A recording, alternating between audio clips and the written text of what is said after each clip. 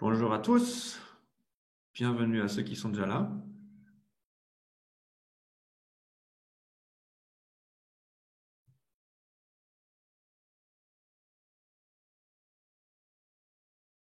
On va attendre 1 ou 2 minutes que tout le monde arrive. En général, avec les problèmes de connexion, ça dure un petit peu. Et une fois qu'on aura presque tout le monde, on pourra commencer. N'hésitez pas à utiliser plusieurs infos. Si vous avez des questions tout au long de la session, utilisez le chat. Vous voyez ma collègue Katharina qui est là. Et qui parle français aussi. Elle va s'occuper de répondre, enfin de lire vos questions, répondre éventuellement à 2, 3 questions si vous en avez. Et ce qu'on fera en fait, c'est qu'on va prendre entre 5 et 10 questions tout au long de la session du chat et j'y répondrai après la présentation. Le tout devrait durer entre 45 et 50 minutes, on va dire.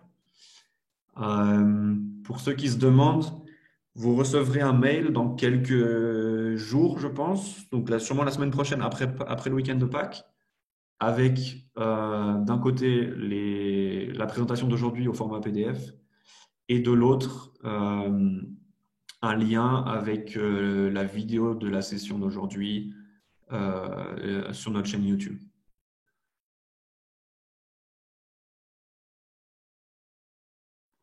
N'hésitez pas à nous dire comment se passe le confinement pour vous. Étant donné que nous deux, on est en Allemagne, on a sûrement un confinement moins strict. Donc, très intéressant de savoir comment vous en sortez aussi. Et voilà, ravi que vous soyez tous là. On a déjà pas mal de monde. Oui, bonjour, c'est de mon côté. Je vous prie d'excuser mes fautes d'orthographe puisque je suis allemande. J'essaie au mieux répondre aux questions, mais si jamais je fais des fautes, oui, je m'excuse pour ça.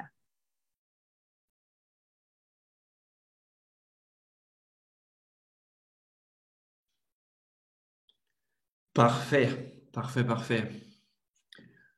11h03, je pense qu'on va pouvoir commencer.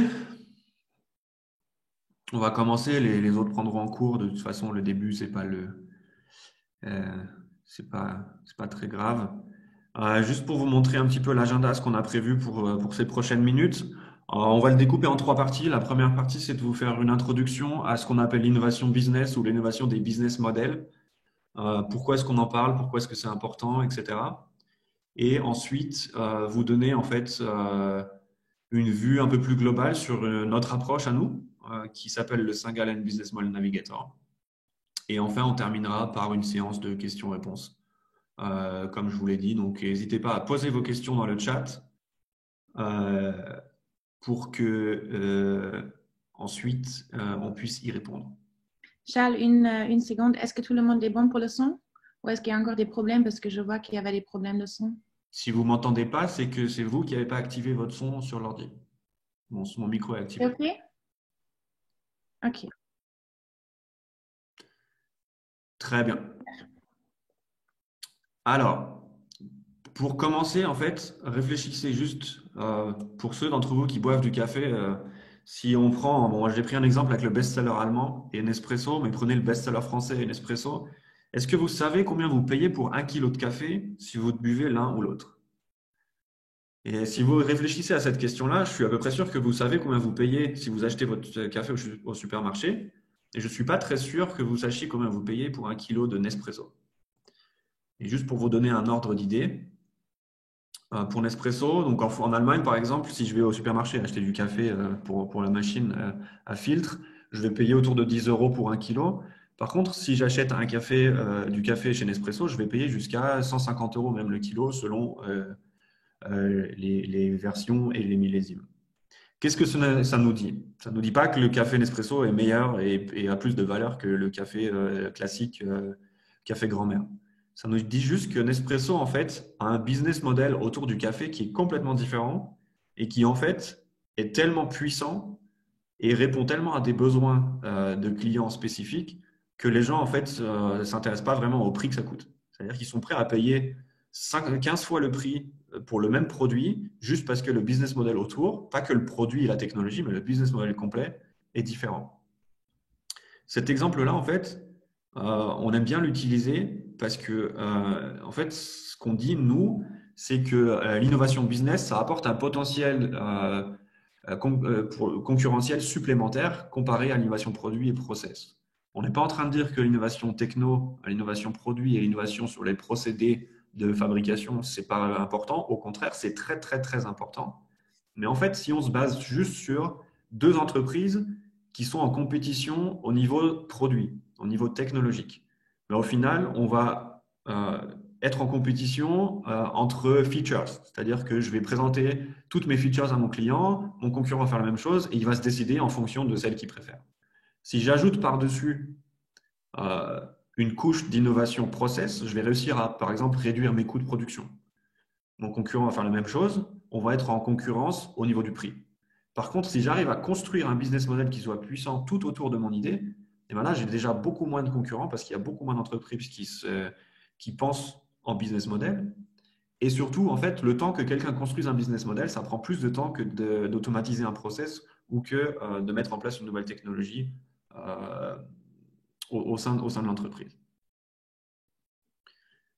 Si on regarde un petit peu des entreprises qui ont un petit peu mis de temps à se détacher de leur modèle traditionnel, tout le monde connaît Kodak, on connaît Nokia et BlackBerry ou Yahoo qui ont eu du mal. Et en fait, ce qu'on dit là, c'est la plupart de ces entreprises-là, elles ont surtout en fait oublié de se mettre elles-mêmes en concurrence et de se cannibaliser elles-mêmes en prenant en compte les changements sur le marché.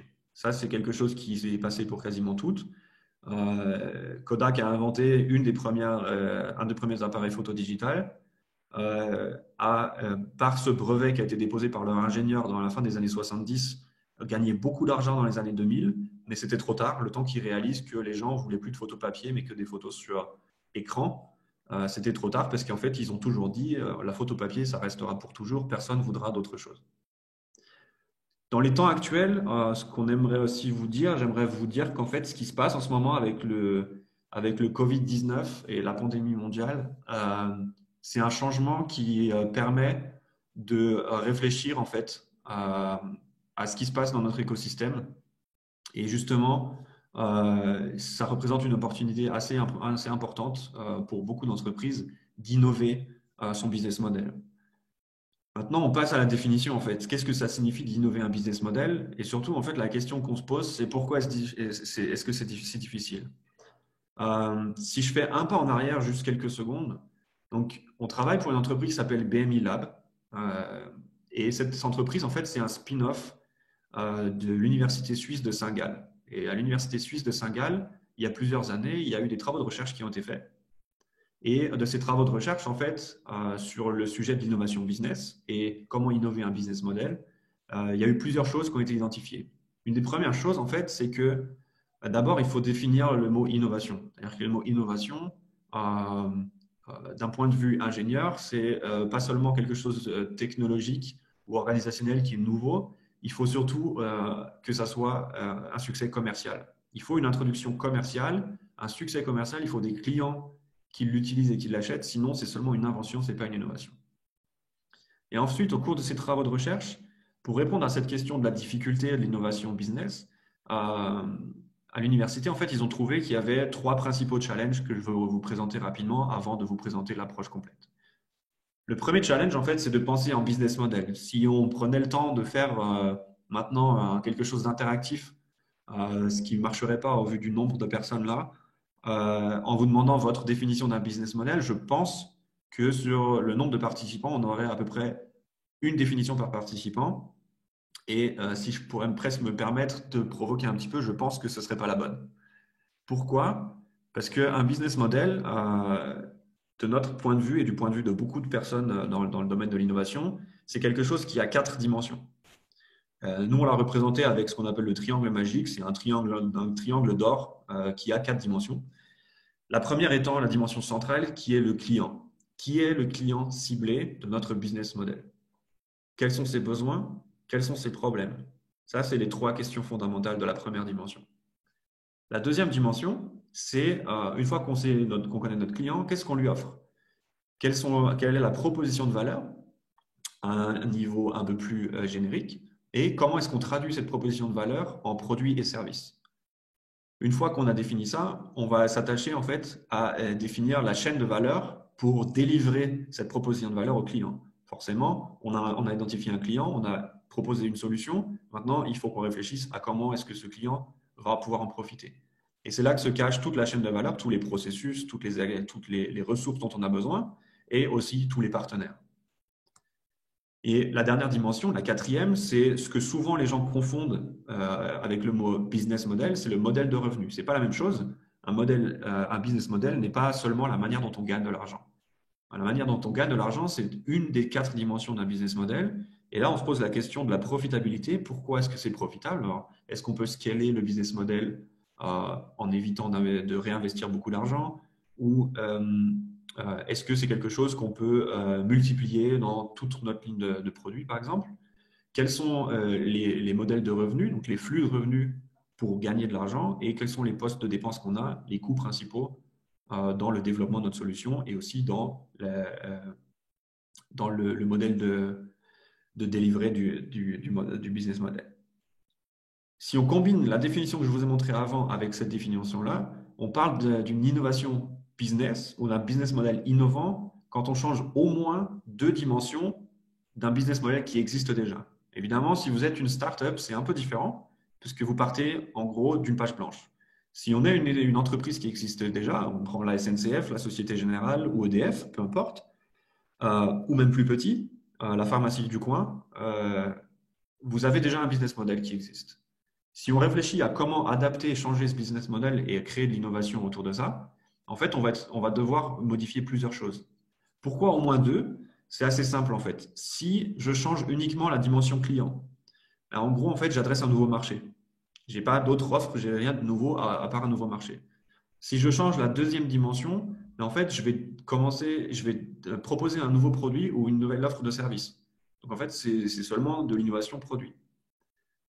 Si je change seulement la troisième dimension, la dimension de la chaîne de valeur, en général, j'ai surtout des nouveaux process ou des nouveaux partenaires dans mon business model, mais je n'ai pas forcément un nouveau produit et je n'ai pas forcément un nouveau client. En revanche, très très souvent, quand je touche au modèle de revenu, je suis obligé de modifier une autre des dimensions. Pourquoi? Un exemple tout simple, pour ceux d'entre vous qui connaissent les grandes entreprises de près ou de loin, beaucoup d'entreprises travaillent par exemple avec SAP. SAP qui est une entreprise, un ERP, qui est un système très compliqué. À partir du moment où je veux passer d'un modèle de revenu traditionnel par facturation à un modèle, un abonnement par exemple, je vais être obligé de modifier beaucoup de procédés internes, de controlling, de procédés de facturation, etc., dans SAP, qui en fait automatiquement va changer une deuxième dimension. Et ça, c'est très souvent le cas quand j'ai un changement de revenu, de modèle de revenu, j'ai un changement dans mon offre, dans mon client, j'ai un autre changement dans une autre dimension. Donc voilà, si vous travaillez dans une entreprise qui est déjà existante et que vous voulez innover le business model, il va falloir déjà réfléchir en fait à visualiser celui qui existe. Donc ça, c'est le premier challenge. Avoir la bonne définition d'un business model et penser en business model. Le deuxième challenge qui a été identifié au cours des travaux de recherche, c'est qu'en fait, la plupart des entreprises ont beaucoup de mal à penser d'une manière différente que les autres entreprises de la même branche. C'est-à-dire que dans une industrie, très souvent, il y a une logique dominante. Tout le monde fait quasiment pareil et on fait comme ça parce que c'est comme ça. Pour vous montrer un exemple, pour ceux qui connaissent Salesforce, Salesforce, c'est un outil de CRM. À l'époque, à la fin des années 90, les outils de CRM, c'était des logiciels classiques qu'il fallait installer sur les ordinateurs. Donc, vous pouvez imaginer que pour une organisation avec beaucoup d'employés, installer 100, 200, 1000, 5000 Salesforce, c'était quand même assez compliqué. Et le CEO de Salesforce, étant un petit peu expert dans ce domaine-là, s'est dit, maintenant, nous, ce qu'on va faire, en fait, c'est qu'on va prêcher la fin du software. On va prêcher la fin du logiciel CRM.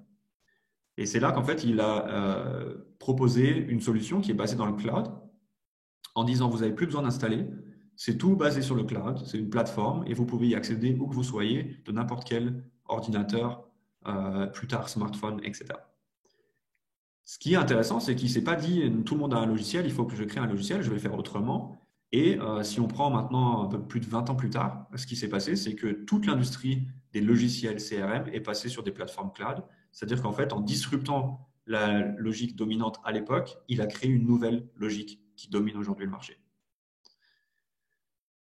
Et enfin, le troisième challenge, c'est qu'il y a un manque criant d'approche systématique pour innover sur la partie business ou innover les business models.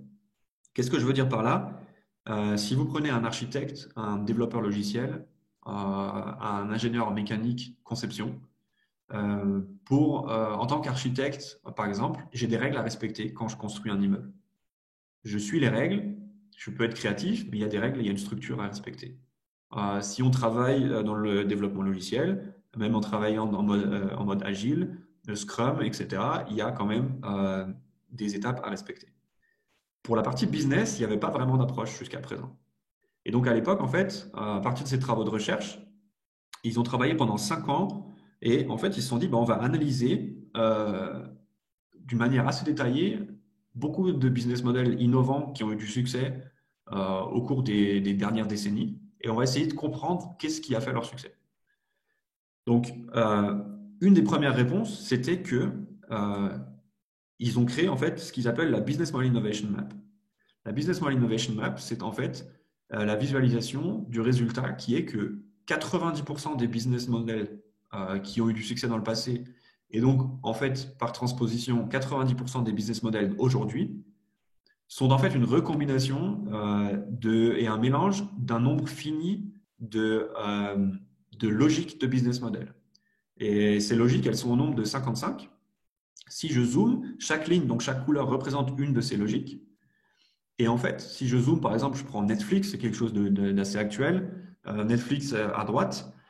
Si vous regardez, en fait, si on analysait le business model de Netflix aujourd'hui, on se rendrait compte qu'en fait, sur les 4 dimensions, on retrouverait 3 logiques qui ont déjà existé auparavant, qui sont combinées ensemble pour créer le business model de Netflix.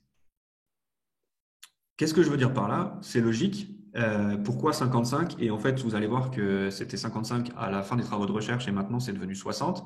En fait, à chaque fois qu'il y a une vague d'innovation technologique, et là surtout en ce qui concerne le digital, eh bien, il y a des nouvelles logiques de business model qui apparaissent.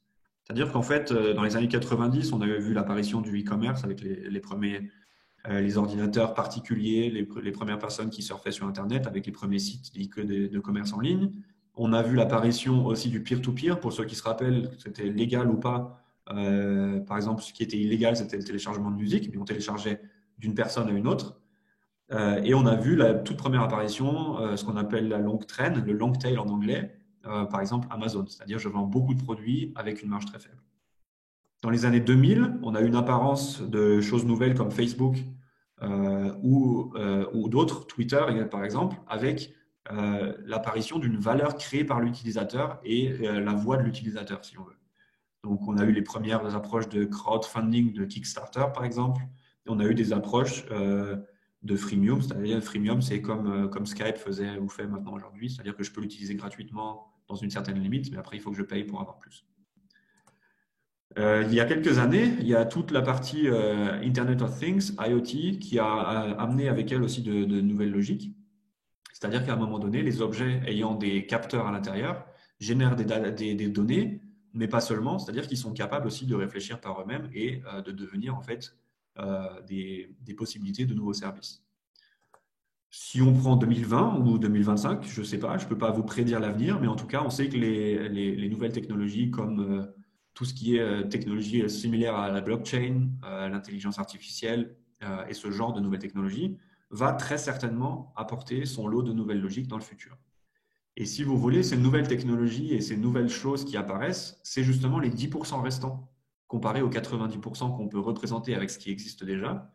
Ben, les 10% qu'on ne peut pas encore représenter ou modéliser avec les logiques de business model existantes, et ben c'est en fait les futures logiques qui apparaîtront un jour ou l'autre. Pour vous représenter ça d'une manière un peu plus compréhensible, en fait, on a créé un jeu de cartes qu'on utilise dans nos ateliers comme outil de créativité, mais qu'on peut aussi utiliser, je l'ai utilisé il y a quelques minutes, juste avant ce webinaire, pour en fait visualiser une idée qui existait déjà. Et en fait, vous avez donc, on garde le chiffre 55 parce que voilà, a été établi comme ça. C'est pour ça que ça s'appelle 55 plus. En vrai, en réalité, c'est 60 modèles maintenant. Chaque carte représente une logique donnée. Il n'y a aucun rapport entre la couleur et le nombre, c'est juste classé de A à Z pour ceux qui ont déjà les cartes ou qui aimeraient les acheter dans le futur. Chacune des cartes donc représente une logique de business model sur laquelle vous avez une description et des exemples d'entreprises qui ont appliqué cette logique et comment ils l'ont fait. Pour vous donner un exemple, une des logiques qui a été identifiée s'appelle le Razor and Blade. C'est basé en fait sur la marque Gillette, donc sur les rasoirs et les lames de rasoir. La logique de business model, donc encore une fois, je ne parle pas d'un business model complet sur les 4 dimensions. La logique concerne en général une seule dimension. Donc, il va vous falloir plusieurs logiques ensemble pour créer un business model.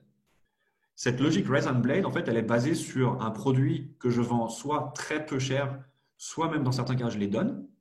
Par contre, je vends des consommables dont on a absolument besoin avec le produit de base qui sont soit beaucoup plus chers et ou ont une marge très très élevée. Si on remonte dans l'analyse qui a été faite, forcément on connaît Gillette. Gillette d'ailleurs a créé ce modèle-là non pas il y a très peu de temps, mais dans les années 1900. 1903, 1904, 1905, c'était les 3 premières années. Et déjà en 1905, Gillette vendait sur ce modèle plus de 3 millions de rasoirs dans le monde. Mais en fait, la toute première entreprise qu'on a pu retracer dans l'histoire qui a utilisé un modèle qu'on appelle aujourd'hui, une logique qu'on appelle aujourd'hui Razor and Blade, c'est la Standard Oil Company de Mike Rockefeller aux États-Unis, qui est en fait l'entreprise de pétrole nationale, qui à la fin des années 1800 avait pour objectif d'exporter du pétrole en Asie, mais ne savait pas comment faire. Et c'est là qu'ils ont eu l'idée en fait de vendre, d'exporter des lampes à pétrole en Chine, un peu plus de 400 000 en tout. Sur ces 400 000, il y en a à peu près la moitié qui ont été donnés et l'autre moitié qui ont été vendus au prix de revient, c'est-à-dire aucune marge. Ce qui s'est passé, c'est que quand ils ont fait ça, la lampe était vendue ou donnée avec une cartouche de pétrole. Les gens utilisaient la lampe, ont consommé le pétrole et ont eu besoin de pétrole qui est un produit avec une marge très très élevée ou qui était du moins à l'époque avec une marge très très élevée. Et c'est comme ça qu'en fait l'export de pétrole en Asie a commencé. Si on continue à dérouler un petit peu l'analyse dans le temps, Gillette, j'en ai parlé, il y a eu HP avec les imprimantes et les cartouches d'encre. Il y a eu Nespresso très très tôt avec les cartouches dont on a parlé au tout début. Apple avec iTunes qui a fait l'inverse, c'est-à-dire que j'ai un produit très très cher qui est un smartphone. Par contre, j'ai des consommables qui sont des applications, les apps complètement gratuites ou très très peu chères en relation au prix du produit initial. Et ce qui est intéressant, c'était la stratégie en fait de Nestlé de se dire bah, ça a marché une fois avec le café, pourquoi pas essayer avec le thé et avec le lait pour bébé. Produits qui sont au demeurant beaucoup moins, qui ont beaucoup moins de succès et qui sont beaucoup moins connus que les capsules de café. Donc voilà, on va voir un exemple d'une logique qu'on peut utiliser. Je vous expliquerai un peu plus tard comment est-ce qu'on travaille avec ces cartes. Par contre, une fois que je vous donne cette information-là, je réponds que à une partie de la question ou du challenge numéro 3, qui était le manque d'approche en fait systématique. Ça, si on veut, c'est juste le départ et un outil. L'approche systématique, c'est ce qu'on appelle le St. Business Model Navigator. C'est en fait une approche en 4 étapes qui est décrite dans un livre que vous pouvez trouver sur Amazon, qui n'est malheureusement pas édité en français pour l'instant. On y travaille. On verra si ça fonctionne dans les mois qui viennent.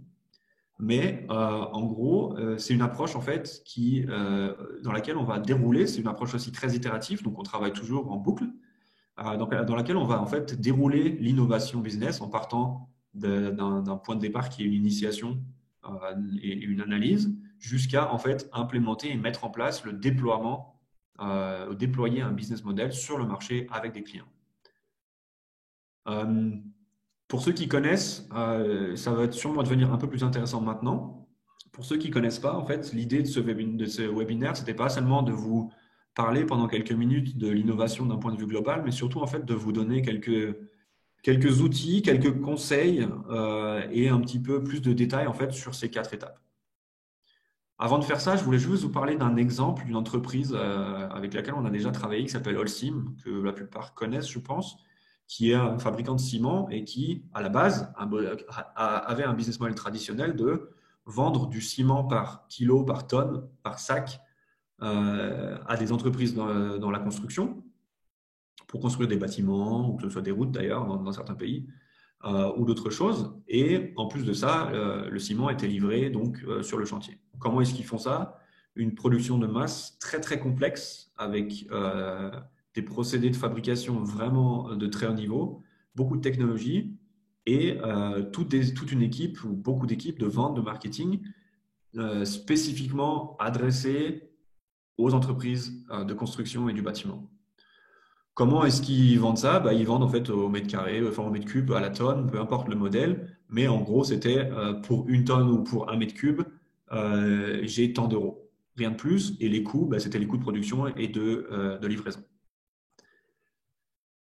Pour ceux qui reconnaissent cette image, c'est l'Indonésie, c'est autour de Jakarta, un endroit, un pays où les bouchons sont incroyables et coûtent quelques pourcents de PIB par an au pays.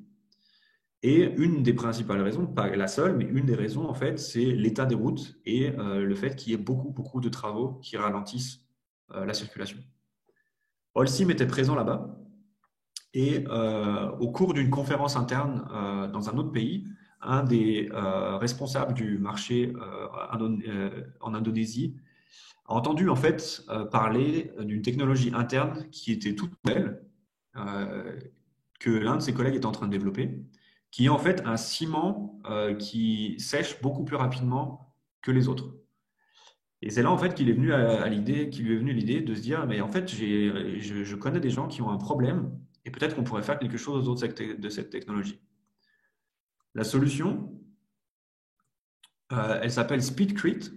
Et si je vous détaille en fait le business model, le nouveau, il a changé complètement de client cible, c'est-à-dire qu'il a adressé son innovation à des villes, des municipalités, leurs services de voirie, qui sont en charge de la réparation des routes. Les routes sont faites de ciment et pas de goudron comme chez nous, la plupart là-bas. Sachant qu'eux avaient un problème, il fallait justement réparer le plus vite possible pour éviter les embouteillages. Qu'est-ce que c'est la proposition de valeur derrière ça? Ben, d'un côté, il y a une solution clé en main. Je vends une solution clé en main et pas seulement le produit de réparation. Mais en fait, je vais réparer la route et ensuite, la route est terminée. Une fois que j'ai fini, la route est réparée et les voitures peuvent passer. Mais ce que je vends comme proposition de valeur en plus, c'est surtout je réduis les embouteillages et je réduis les émissions de CO2, donc la pollution, qui est une proposition de valeur très très intéressante d'un point de vue de la ville et du nouveau client. Comment est-ce que je fais ça? Ben, j'ai une nouvelle technologie avec ce ciment à prise rapide. J'ai surtout la possibilité de pardon, cliquer une fois trop. J'ai surtout la possibilité avec ce ciment à prise rapide en fait de m'adresser à une nouvelle cible, mais pour ça j'ai besoin d'une nouvelle force de vente. La nouvelle force de vente, il faut la former parce que c'est un nouveau client qui a des nouveaux besoins et sûrement des nouveaux modes de fonctionnement. J'ai besoin de techniciens qui connaissent ce ciment à prise rapide. C'est très important parce que nouvelle technologie dit nouvelles compétences. Et surtout, en fait, eh ben, en tant que SIM, je n'avais pas en fait, les capacités à réparer la route moi-même puisque j'arrivais juste avec mes camions et je déchargeais le ciment. Donc, j'ai besoin en fait, de nouveaux sous-traitants, de nouveaux partenaires qui sont, eux, équipés avec qui je vais travailler et qui feront partie de ma solution de réparation clé en main. Sur la quatrième dimension, comment est-ce que ça fonctionne? Et c'est là que c'est très, très intéressant pour nous.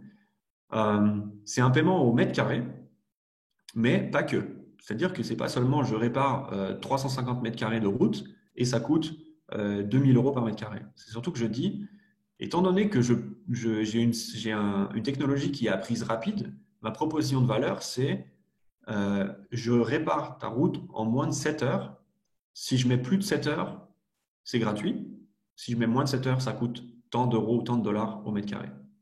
Et c'est là en fait où c'était très intéressant pour les municipalités, puisqu'au final, le risque que les travaux ne soient pas terminés, c'était plus leur problème. Le risque, en fait, est transposé ou transféré à la personne qui offre la solution.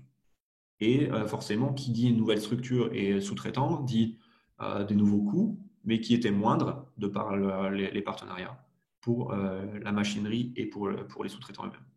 Donc voilà un exemple, en fait, comment est-ce qu'on peut, en partant d'un facteur de changement technologique, répondre à un besoin dans un certain domaine, adresser avec une nouvelle proposition de valeur un nouveau segment client et construire un business model innovant autour de ça. Si on était Holcim et qu'on était au moment où la personne a entendu parler de cette nouvelle technologie, et ben on pourrait dérouler en fait le navigator, l'approche du navigator. La première étape, c'est l'étape qu'on appelle d'initiation.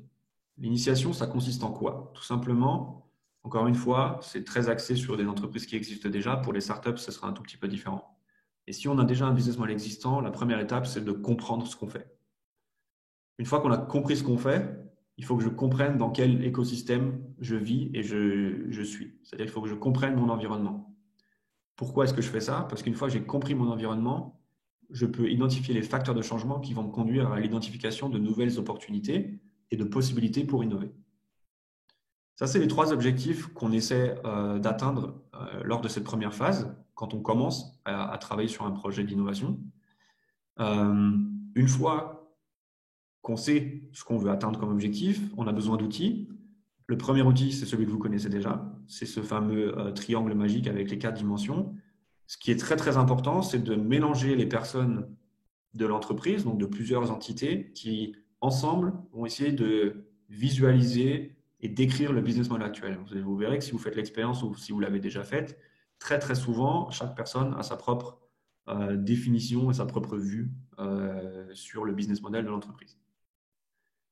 Le deuxième outil, une fois qu'on a ça, on place au centre de cette carte le business model actuel et on essaie d'identifier en fait tous les facteurs de changement dans l'écosystème.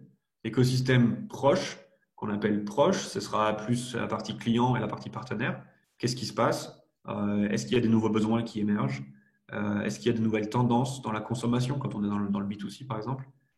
Est-ce que les gens consomment d'une nouvelle manière, etc. Est-ce que j'ai des partenaires qui commencent à ressentir des changements dans leur business? Et ensuite, l'écosystème d'un point de vue un peu plus large, c'est vraiment analyse des tendances, que ce soit technologiques, sociétales, culturelles, environnementales ou même politiques. Est-ce qu'il y a des nouvelles lois qui vont être mises en place qui pourraient influencer notre business? Je prends un exemple qui nous concerne ici, par exemple à Munich. Vous connaissez sûrement Flixbus, concurrent de BlaBlaBus et de BlaBlaCar. Flixbus, typiquement, a profité d'une brèche, d'une ouverture. Ce n'était pas une brèche, c'était une ouverture à la concurrence sur le marché du transport de personnes par bus, qui était dominé par la Poste à l'époque. Et l'ouverture à la concurrence leur a permis en fait de mettre en place leur plateforme très très rapidement et d'offrir quelque chose de tellement nouveau que c'est devenu une entreprise, c'est une des licornes allemandes tout simplement, qui est dans plus de 25 ou 30 pays maintenant. Et voilà, typiquement, si à l'époque ils ont utilisé la vision de l'écosystème, eh ben, ils auraient vu qu'il y avait dans les tuyaux un changement de législation qui permettrait justement d'ouvrir un marché pour eux. Donc voilà deux outils. D'abord, visualiser le business model actuel et ensuite le placer dans l'écosystème et analyser tous les changements de facteurs extérieurs. Tout ça, ça va nous permettre d'identifier des opportunités qu'on va pouvoir ensuite utiliser dans la phase 2 du process. Et la phase 2 du process, c'est la phase d'idéation. La phase d'idéation, c'est en gros, on va utiliser les cartes, donc les logiques de business model, pour créer des idées innovantes en rapport avec les opportunités qu'on vient d'identifier. Comment est-ce que ça fonctionne? Parce que ça, c'est pas très bien décrit et je trouvais ça important de vous en parler aujourd'hui. Donc, si vous avez les cartes, tout simplement, il y a 3 choses à respecter ou 3 choses à faire. La première chose, c'est on forme des petits groupes de travail. Donc, 3 à 5 personnes. Pas moins de 3 parce qu'à 2, ça ne sert à rien. Et pas plus de 5 parce que sinon, ça part dans des discussions 2 à 2 et on n'avance plus. Donc, en général, nous, on aime beaucoup travailler à 5. Mais après, ça dépend de votre situation. Évidemment, ce n'est pas facile de mobiliser autant de gens pour autant de temps. La deuxième chose qu'il faut vous dire aussi, c'est pas plus de 60 minutes. Pourquoi? Tout simplement parce que le cerveau humain n'est pas fait pour être créatif plus d'une heure. En général, au bout d'une heure, ça s'essouffle et au bout d'une heure et demie, il ne se passe plus rien. Donc, à choisir, plutôt faire plusieurs séances qu'une très longue. Ça aussi, c'est très important. Et ensuite, comment est-ce qu'on utilise les cartes? Alors, les cartes, en fait, il y a deux principes. C'est d'ailleurs expliqué dans le jeu de cartes. Mais il y a deux principes d'utilisation. Il y a un principe qu'on appelle le principe de similarité et le principe de confrontation. On n'utilise jamais les 60 cartes pour une session d'idéation. On va utiliser, parce qu'on fait 60 minutes, on dit en général une carte 7 ou 8 minutes, pas plus. Après, il faut passer à la suivante. Donc, sur 60 minutes, on va dire en gros entre 7 et 8 cartes, en se laissant un petit peu de marge, et pas plus. Comment est-ce qu'on définit ces cartes? En gros, on prend les 60, on va jeter un œil à toutes et on va essayer de réfléchir en premier lieu aux logiques qui nous semblent être déjà appliquées avec succès, si possible, dans des industries ou des branches qui sont assez similaires à la nôtre. C'est-à-dire que je vais essayer d'aller voir, par exemple, si je suis dans l'automobile, je vais aller voir dans l'aéronautique, je vais aller voir dans le ferroviaire, parce que c'est des industries assez comparables. Là, je vais essayer de prendre la moitié des cartes de créativité d'après ce principe-là. Et l'autre moitié, eh ben, je vais faire l'opposé, c'est le principe de confrontation. Je vais aller chercher en fait des logiques dans la liste des 60 qui me paraissent être qui ont eu du succès dans des industries très, très éloignées de la mienne. Par exemple, si je suis Carrefour ou Leclerc, donc une chaîne de supermarchés, je vais aller regarder ce qui s'est fait dans l'industrie aérospatiale. Aucun rapport entre les deux. Et peut-être qu'en fait, justement, ça va me permettre de créer des idées qui sont très, très disruptives. Donc, c'est comme ça qu'on travaille. N'utilisez pas toutes les cartes.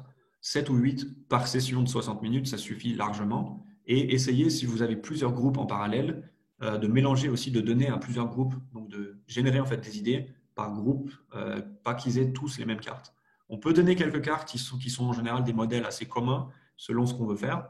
Typiquement, tout ce qui est autour du traitement de la donnée. Comment est-ce qu'on peut utiliser la donnée dans un business model? On est beaucoup dans le digital au jour d'aujourd'hui, donc en général, nous, on essaye de le donner à quasiment chaque groupe, mais c'est rare qu'on donne plus de une ou deux cartes à chacun des groupes. Tous les autres, en fait, ont des choses différentes. Et en fait, si on arrive à 3 fois 5, on a déjà 15, on a 3 groupes de 8 cartes, on a déjà la moitié des cartes des 60 qui seront utilisées pour la créativité. Donc, on va arriver en fait au final à en utiliser beaucoup.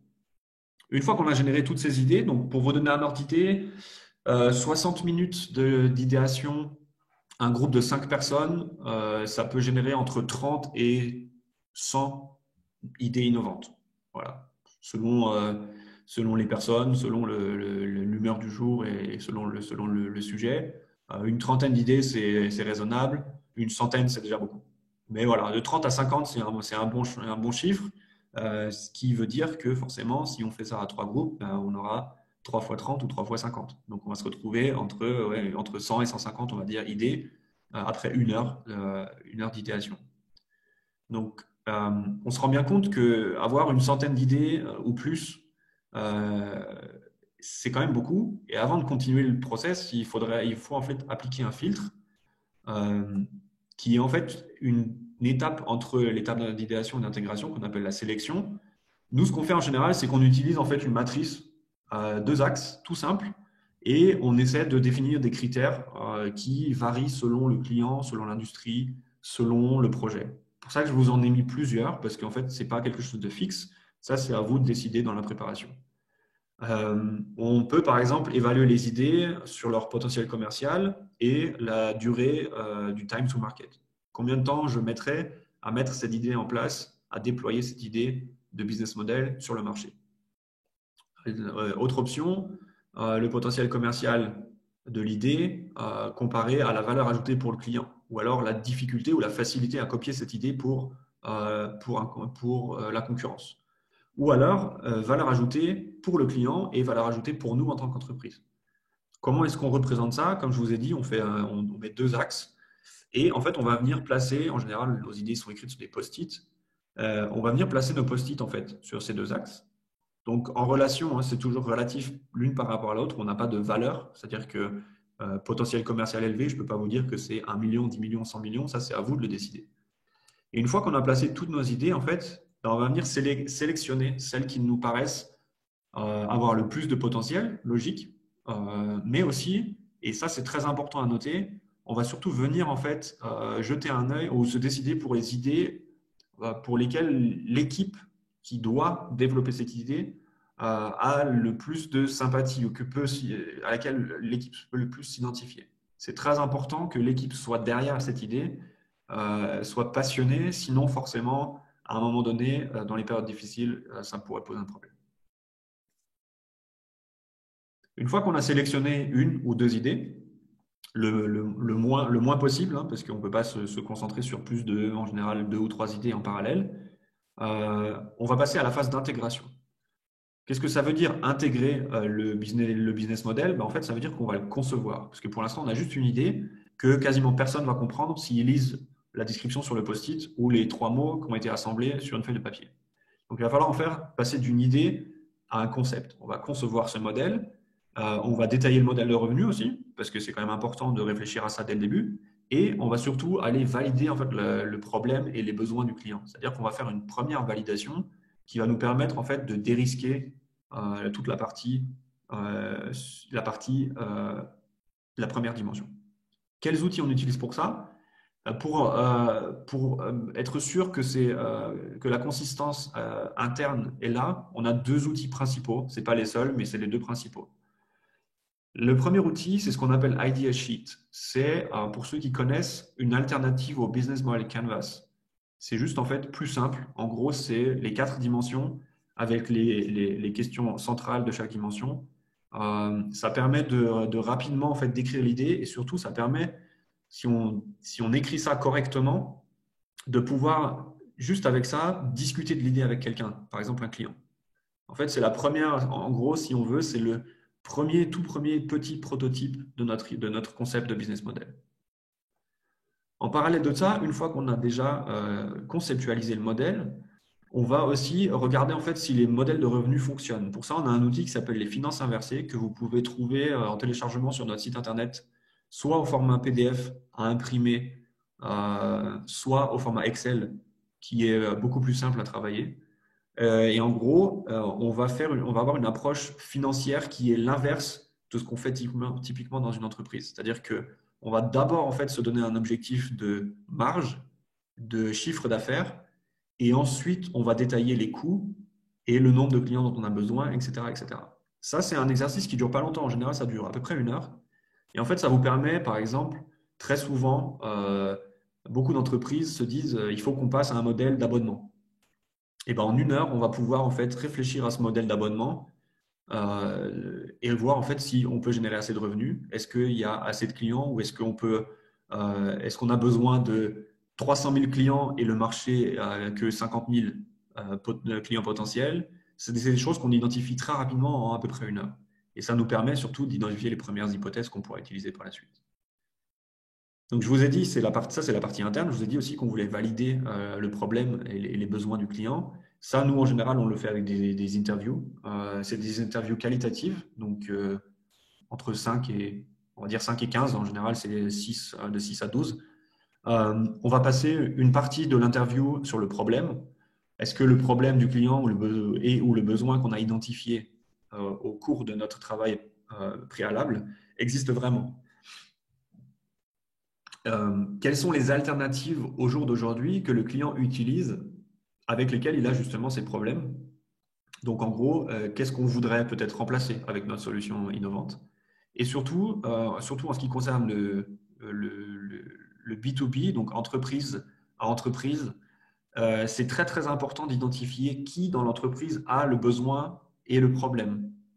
Très souvent, la personne qui va utiliser notre solution n'est pas la personne qui l'achète. C'est très différent des marchés qu'on adresse quand on s'adresse aux consommateurs. Le consommateur, forcément, le cercle de décideurs est beaucoup plus restreint. Dans une famille, typiquement, on vend quelque chose aux parents et c'est les enfants qui l'utilisent, par exemple. Dans une entreprise, c'est beaucoup plus complexe que ça. Et ensuite, en général, on combine dans cette même interview, donc dans cette même discussion, une partie sur notre solution, sans présenter forcément beaucoup de choses. Si on a un petit prototype ou quelque chose, c'est encore mieux, mais on est à un stade où on n'est pas obligé de l'avoir. Et en fait, on essaie de réfléchir, de comprendre par des questions euh, à quoi devrait ressembler notre offre minimale, donc le fameux MVP dont on parle beaucoup, le Minimum Viable Product. Est-ce que les clients sont prêts à payer pour cette solution? Est-ce qu'ils ont intérêt à ça? Et est-ce qu'on peut déjà, de par ces interviews, identifier des candidats à un potentiel pilote pour le futur?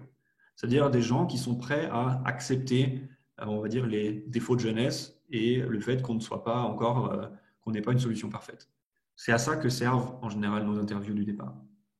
Une fois qu'on a fait ça, on apprend beaucoup de choses. Tout ce qu'on apprend dans ces interviews, on va consolider tout ça et on va adapter notre concept. Une fois qu'on adapte notre concept, il va être temps de passer au déploiement. Le déploiement, c'est une phase qui est beaucoup plus longue parce que c'est une phase itérative en plusieurs étapes.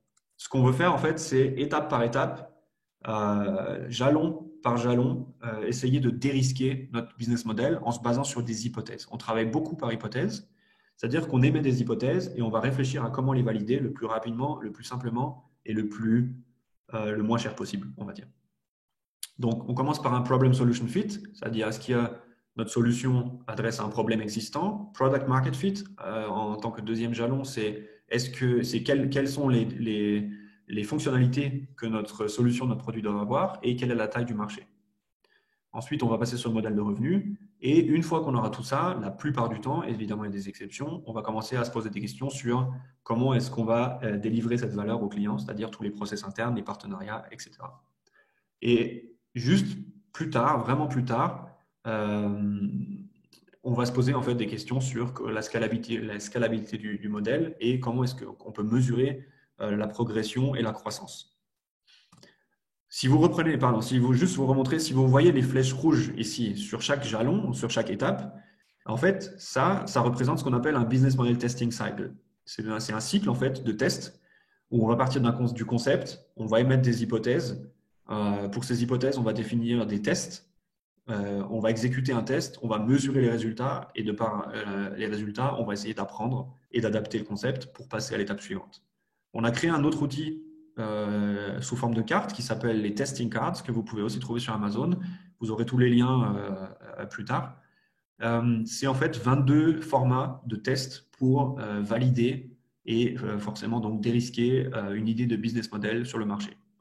Je vous ai mis l'exemple de l'interview pour rester dans le sujet, mais il y en a 21 autres comme une landing page, une campagne sur les réseaux sociaux ou une vidéo ou des choses beaucoup plus complexes. Voilà, c'était pour vous donner une petite vue d'ensemble sur l'approche du Navigator. Vous parler un petit peu de l'innovation business qui est un sujet en France pas forcément très répandu pour l'instant, qui est en train de venir. Pour ceux qui connaissent et qui s'informent un petit peu, vous connaissez sûrement le business model Canvas et Alexander Osterwalder et Jean-Yves Pigneur, qui sont des premiers. Et voilà, nos outils pour l'instant ne sont pas disponibles en français, sauf si vous me les demandez par mail. Juste les cartes et le livre ne sont pas disponibles, mais tout ce que je vous ai montré, que ce soit une idea sheet, finance inversée, etc., pour ceux qui sont intéressés, n'hésitez pas à me contacter par email. Je ne les ai pas mis sur notre site internet pour des raisons techniques, mais je peux vous les envoyer par email. Katharina, est-ce que tu as pu trouver ou avoir 2-3 questions qu'on pourrait répondre pour que tout le monde puisse en profiter? Oui, exact. J'ai déjà essayé de répondre aux questions pendant que tu as parlé, Charles. Donc, je vous invite maintenant de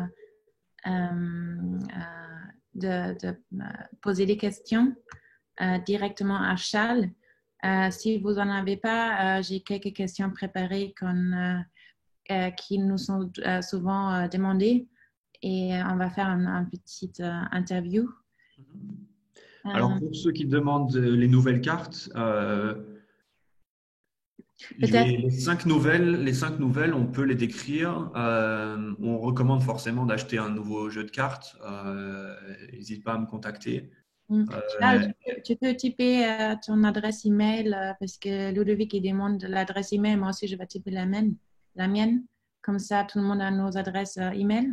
L'adresse email, normalement, tous ceux qui participent l'ont reçue parce que ça a été envoyé de mon mail à moi. Donc, le D'accord. mail d'invitation avec le lien à ce webinaire, c'est le mien. Sinon, c'est charles.jouanic@bmalab.com. Pour moi, c'est C'est ça. catherine.herman@bmalab.com. Exact. Sinon, ce que je peux vous aussi vous dire, je crois que je sais pas, il me semble que j'ai peut-être oublié de mettre le lien sur les slides. Je vous les enverrai de toute façon après en PDF. Vous les recevrez. Euh, il y a un site qui s'appelle businessmodelnavigator.com et là, vous avez les 55 premières logiques complètement détaillées avec des exemples. Ok, Charles, on a une question.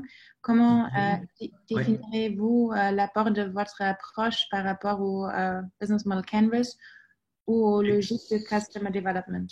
excellente question, Didier. Le Business Model Canvas, c'est un outil plus qu'une approche.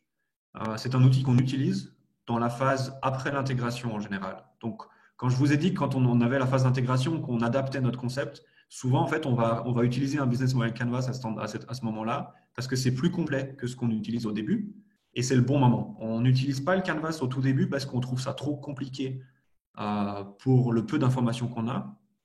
On utilise dans la phase d'initiation très souvent Value Proposition Canvas d'Osterwalder aussi. Le Customer Development, en général, ça s'attelle en fait à ce qu'on fait. C'est-à-dire qu'en fait, notre approche n'est pas la seule. Ça, c'est quelque chose qui est très important. Notre approche n'est pas la seule. On mélange beaucoup d'approches. On s'intègre souvent à du design thinking pour les premières phases, parce que le design thinking permet d'identifier les problèmes clients très rapidement. Donc, notre approche a un apport dans la structure du développement d'un business model. Ça permet de penser en business model et de penser tout au long de l'innovation en business model, mais ce n'est pas la seule approche. Donc, on peut combiner les autres. On a une autre question qui est un peu qui va dans la même direction. La question, c'est y a-t-il un lien entre cette approche et la stratégie Blue Ocean de l'INSEAD? Euh, L'approche que nous, on utilise, elle est très explorative, donc parfaitement adaptée au Blue Ocean.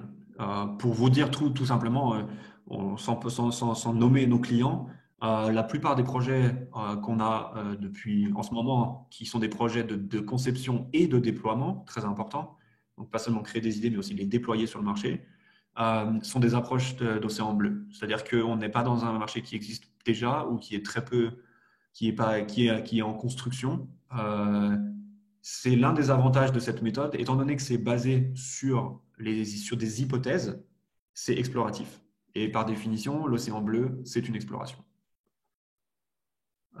Pour l'exemple, Ludovic, pour répondre à la question sur Apple, donc en fait, le modèle de base de Razor Blade, c'est de se dire, je vends un rasoir, par exemple, euh, pour très peu d'argent, c'est pas cher. Par contre, les lames sont soit très chères, ou alors, moi, en tant que producteur, elles me rapportent une marge qui est très, très élevée.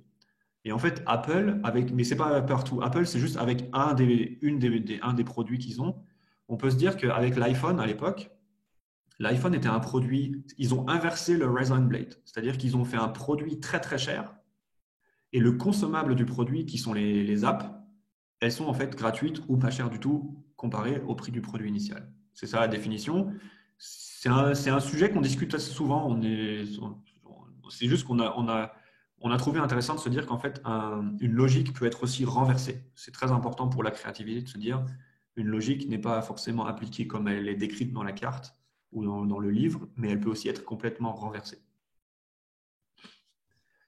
Pour répondre, pour compléter peut-être Didier, la phase amont pour générer des idées, c'est, on va dire, la partie, si je vous remontre, je vais vous repasser juste sur les slides, pardon. Voilà. On est en amont de l'initiation à l'idéation ou à l'intégration. Oui, c'est la phase amont. Ce qui est très important, c'est que même nous, en tant qu'entreprise, et aussi du point de vue méthodologique, D'ailleurs, il y a une nouvelle version du livre qui sera publiée sûrement d'ici la fin de cette année. C'est que la partie implémentation, on va dire déploiement d'un business model, est en train de prendre une dimension complètement nouvelle. C'est-à-dire que la plupart des entreprises ont déjà beaucoup d'idées, elles sont souvent pas structurées, donc ça c'est un exercice qu'on peut faire en utilisant certains de nos outils. Mais en fait, le gros problème, c'est que beaucoup d'entreprises ne savent pas en fait comment aller déployer et tester et valider un business model de manière agile. En général, on va essayer de vendre ce qui a été développé au lieu de poser des hypothèses et de travailler d'une manière itérative. Jean-Pierre demande, est-ce que vous croyez une étape qui permet de remettre le business model sous tension par des exercices de créativité? Ce n'est pas dans l'approche en elle-même, c'est plutôt dans la manière dont on va utiliser les outils de l'approche, Jean-Pierre. C'est-à-dire que cette approche-là, étant donné que c'est itératif, c'est comme une boîte à outils. Pour moi, je vois ça comme une boîte à outils. On n'est pas obligé de tout commencer par initiation et de tout déployer l'un après l'autre. Dans les temps actuels, c'est une excellente question parce qu'on est en train d'y travailler et on réfléchit beaucoup à la question de l'audit de business model. La question, en fait, c'est de se dire, juste pour vous donner une idée qu'on peut avoir, et si ça intéresse certains d'entre vous, vous pouvez me contacter, c'est de se dire, par exemple, si on prend la situation du Covid-19, est-ce qu'on ne peut pas établir pour nous, pour une entreprise, admettons qu'on est une entreprise, on est Peugeot, peu importe, on est PSA, est-ce qu'on ne peut pas établir un, deux ou trois scénarios de notre industrie après Covid-19? À quoi va ressembler le monde dans quelques mois? Notre monde, pas le monde en général, mais notre monde, notre industrie, notre marché. Et en fonction de ces scénarios-là, aller en fait faire une petite évaluation de comment est-ce que mon business model numéro 1 ou mon numéro 5, comment est-ce qu'il va survivre dans ce scénario-là? Et d'essayer d'identifier en fait des hypothèses de risque ou de changement potentiel et réfléchir en utilisant certains outils de cette approche-là à comment est-ce qu'on peut justement aller tester ces hypothèses et voir en fait si on doit travailler sur notre business model ou pas. Donc un stress test en soi, on n'en a pas encore défini, ça n'a pas encore été fait, du moins pas que je sache, pas au niveau académique en tout cas, c'est sûr. À notre niveau, on le fait sûrement de temps en temps, mais d'une manière différente, sans vraiment le nommer comme ça. Mais ce n'est pas prévu dans l'approche. Par contre, certains outils de l'approche sont utiles pour ce cas-là. Excellente question, Jean-Pierre. C'est un sujet qui m'occupe là depuis quasiment 2 semaines. C'est très important et ça va concerner beaucoup d'entreprises dans les semaines qui viennent. Est-ce qu'il vous reste des questions? On aurait encore 1 ou 2 minutes au moins. Ludovic a encore demandé ce que c'était la différence entre les startups et les boîtes qui existent déjà. Les boîtes qui existent déjà, quand elles vont faire l'initiation, elles ont un business model sur lequel elles vont pouvoir s'appuyer pour commencer à trouver une direction d'innovation. C'est-à-dire, typiquement, si j'existe, j'ai donc un business model. Si j'ai un business model, je peux le visualiser et, et réfléchir à mon écosystème existant et je vais pouvoir identifier mes facteurs de changement. Si je suis une startup, en tant qu'entrepreneur, je peux vous dire comment moi j'ai procédé à l'époque en suivant cette approche. Je n'ai pas visualisé de business model. Par contre, je me suis dit, j'ai réfléchi client et sujet qui m'intéressait. Voilà. Est-ce que j'identifie un problème? Je ne sais pas. Le problème de la mobilité. La mobilité pour qui? La mobilité pour les personnes privées dans des grandes agglomérations. Eh ben, je vais placer ça au centre de mon écosystème et réfléchir à tous les facteurs de changement, toutes les tendances qui existent en ce moment, à ce qui se fait, ce qui ne se fait pas. Et je vais aller en fait réfléchir, je vais aller essayer d'identifier un segment client, leur poser des questions sur leurs problèmes. Et une fois que j'ai leurs problèmes, je vais pouvoir en fait commencer à créer des idées. C'est en fait typiquement ce que fait une startup, c'est de poser une hypothèse sur le problème d'un client ciblé et d'aller valider ça. La seule différence, c'est qu'au départ, il n'y a pas de business model à disrupter ou à innover. Merci, Anna. Encore une question de Didier. Vous parlez d'audit de business model, mais les notions de proposition de valeur sont complexes à faire. Comprendre car cela nécessite de maîtriser du marketing, de la stratégie, etc. Vous avez déjà exploré des guides de questionnement sur les 3 axes de votre triangle?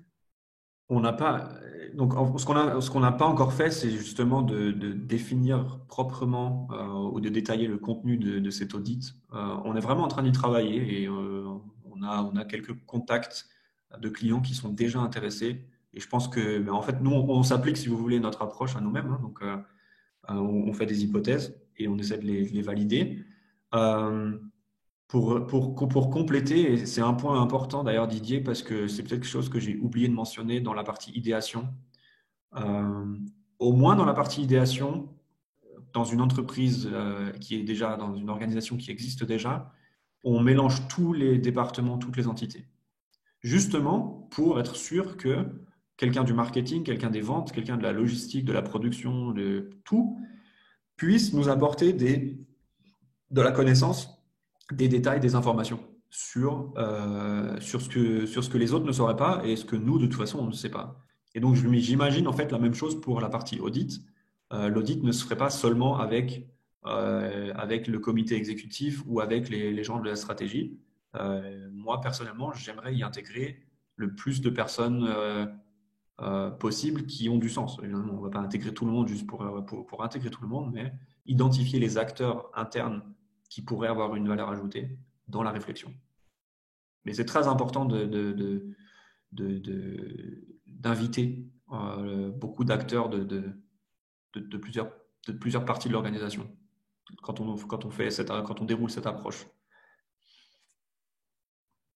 Ok, super, merci. Je dirais une dernière question, sinon, Une dernière question, ce que je vous propose, pendant que vous écrivez, je voulais vous montrer encore deux choses. le premier La à première écrire une chose, question, on va encore la répondre. c'est ça. La première chose que je vous montre en attendant, c'est qu'on organise des formations. Donc, ça, nous, on appelle ça workshop. C'est une formation certifiante. Donc, vous avez un certificat en tant que formé à la méthode du navigator.